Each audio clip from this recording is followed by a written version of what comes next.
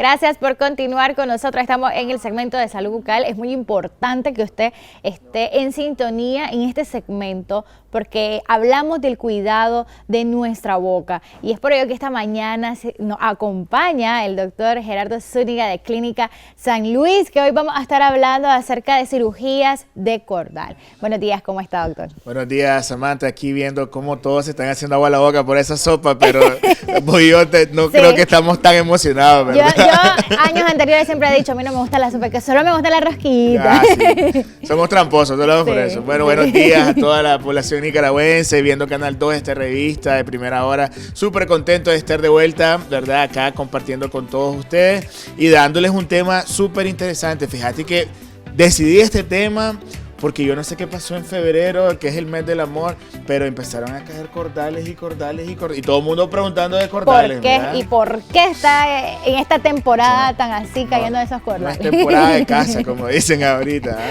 Ajá. No, pero sí. La verdad es que es un tema interesante porque hay muchos mitos, muchos temores. Hay que tener muchos cuidados, ¿verdad?, con respecto a esto de la cirugía de cordales. Y más importante aún, qué estudios, qué secuencia hay que tomar a la hora de empezar acerca de esto de las cordales. ¿Cuáles son los primeros síntomas del paciente que necesita entrar a esta cirugía? Usualmente, fíjate que los pacientes, Samantha, llegan por dolor. Ellos te dicen, doctor, fíjese que yo siento la que me molestia, como dicen. Sí, que dicen, yo tengo una molestia, tengo días de estar masticando, no es un dolor tan intenso, pero sí siento verdaderamente que tengo algo ahí. Entonces, ellos llegan a la consulta, los valoramos y nos damos cuenta de que se están mordiendo el cachete, que se están mordiendo la encía. Porque ¿qué pasa con las cordales? Las cordales son como el patito feo de la boca. Definitivamente es el patito feo o la oveja negra, diría yo, ¿verdad? Más que el patito feo, porque son muelas que no son comúnmente naturales como el resto, tienen raíces más inclinadas, más abiertas, más largas, y en algunos casos hay algunas cordales que salen en muy mala posición, y entonces esto genera dolor en el paciente y es donde acuden al dentista o al maxilofacial en este caso. Y es que esas son las que se extraen comúnmente porque también hasta te mueve los dientes. Claro, sí, aparte del dolor, hay eso es otro de los síntomas que los pacientes te dicen, doctor, fíjese que yo me veo este diente o este diente acá que yo no lo tenía así, o se me salió o entró un poco, y eso tiene que ver mucho con la posición que te vengan las cordales. O también, Samantha, los pacientes que van a usar ortodoncia. Los pacientes que van a usar ortodoncia, que de por sí tienen sus dientecitos girados o movidos, ellos cuando van a la consulta del especialista con los frenillos del ortodoncista, el ortodoncista le dice, no, mira, hay que sacar las cordales porque no puedo mover, Pero hay quienes no le han nacido. También sí. Eso es importante. No han roto ahí en la encía para poder. ¿Verdad? O hay algunos que se los dejan, hay algunos que dejan las cordales ahí. ¿Cómo hace? Porque si están en ortodoncia y no le han nacido. Fíjate que esa pregunta, ese debate lo tengo con mis colegas de ortodoncia. Ajá. ¿A dónde van las cordales, Leo? Seamos honestos, ¿van antes, en medio o después? Entonces ellos te dicen, algunos de ellos dicen, bueno, algunos casos van antes, que los requerimos totalmente sí o sí antes del tratamiento. Hay algunos otros casos que los podemos hacer durante o al final del tratamiento. En los pacientes usualmente que las muelas cordales vienen en mala posición, que vienen inclinadas o acostadas o incluso invertidas, es mejor hacerlo antes.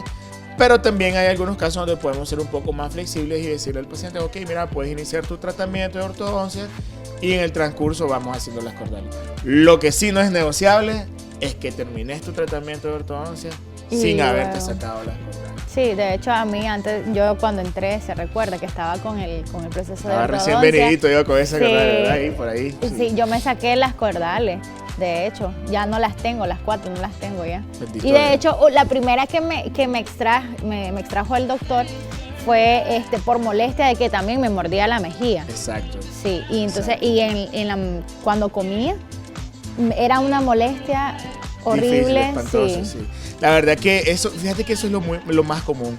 Pero fíjate que cuando las personas llegan a la clínica, a pesar que ellos tienen el dolor, ¿verdad?, la incomodidad, siempre hay aquella situación aprensiva y aquel temor de la cirugía. Sí. Desde solo decirle te voy a anestesiar, ya Sí. ya el paciente dice, ay doctor, yo no quiero sentir nada, o ay doctora, yo no quiero sentir nada. Pero es un poco difícil pues porque no hay otro tratamiento. Hay pacientes que incluso me dicen, y no una pastilla no te quita, no, o sea, te puede enmascarar un proceso que al final vamos a terminar cayendo en las cordales.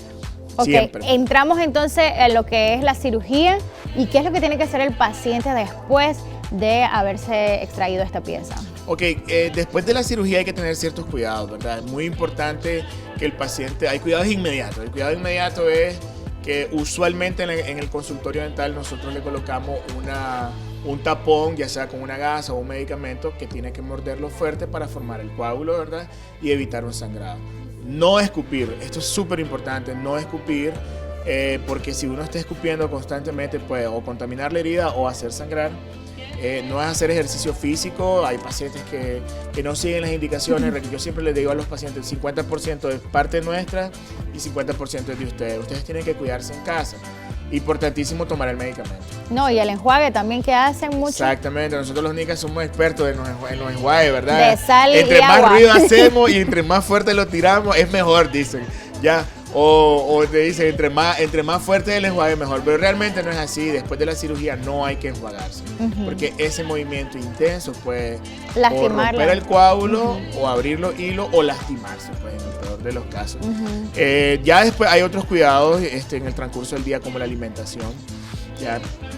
Ahí ya viene la parte en que nos miman un poco en la casa, ¿verdad? Que nos consiguen en las primeras horas algo helado. ¿Es recomendable helado caliente? En las primeras horas es recomendable helado.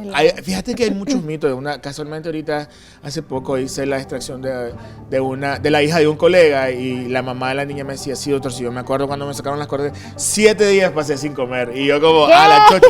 Sí, es que mi abuelita dice que no podía comer huevos, que no podía comer frijoles porque se me podía madurar. Esos son mitos. Esos son mitos, ¿no? Entonces, inmediatamente después de la cirugía. ¿Pero qué tipo de alimentación es lo que debe de el primer día tomar hablando, el paciente? El primer día hablando. Dieta blanda el primer día.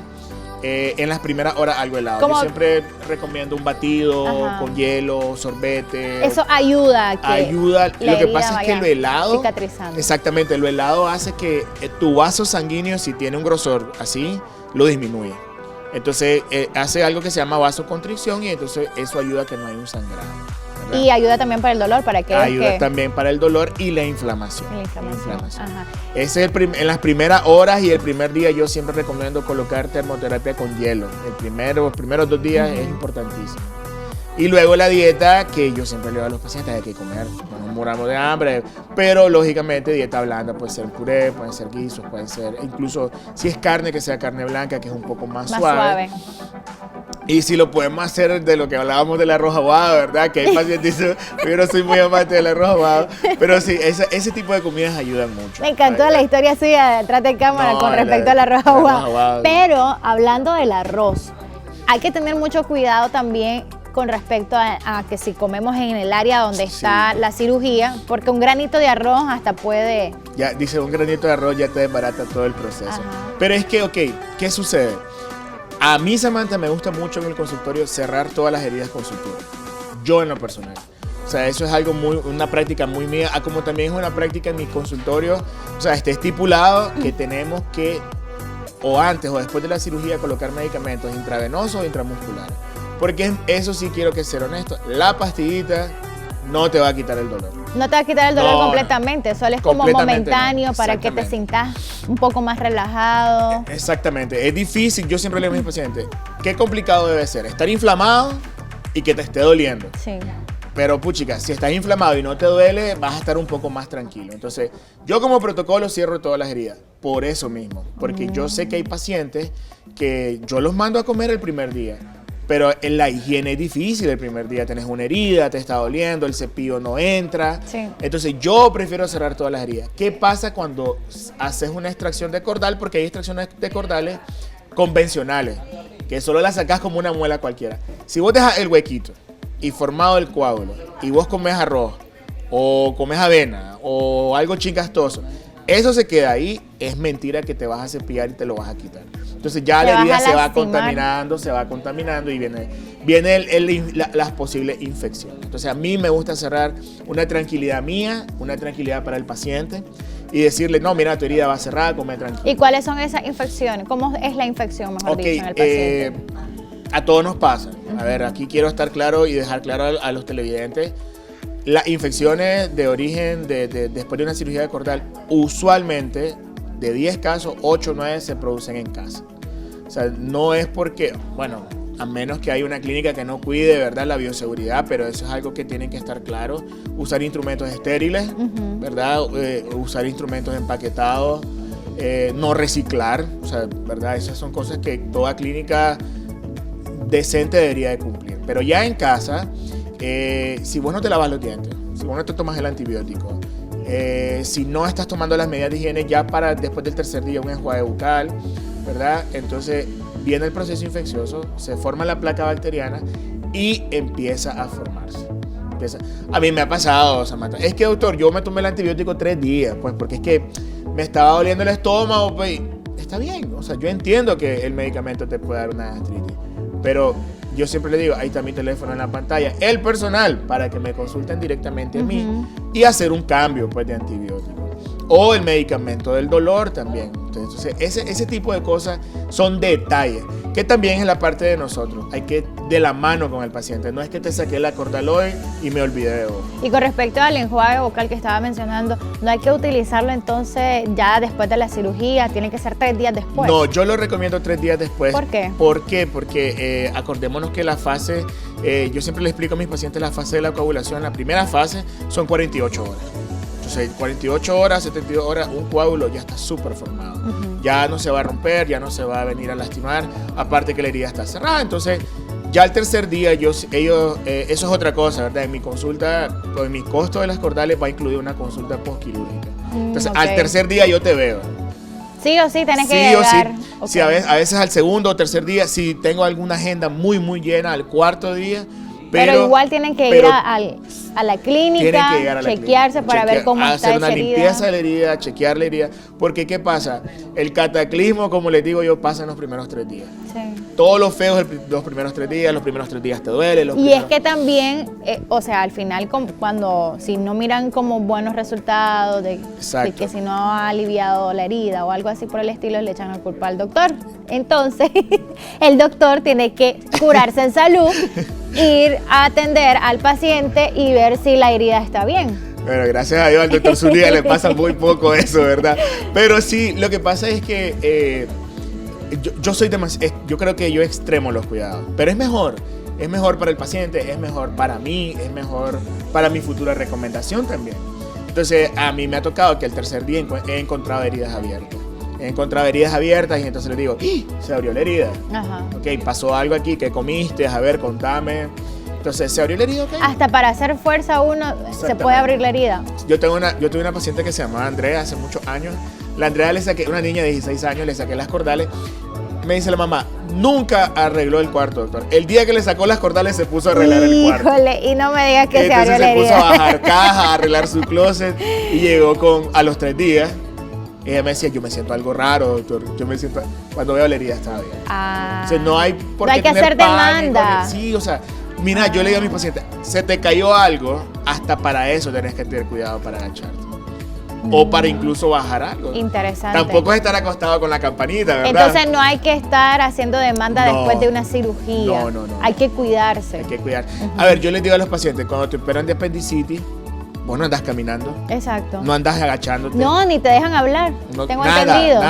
Trata de hablar lo menos posible para que no te dé gases. Sí. Entonces, la cavidad oral es lo mismo, es un procedimiento. Lo que pasa es que no lo tenemos tan estigmatizado. Entonces, es una herida que se puede abrir.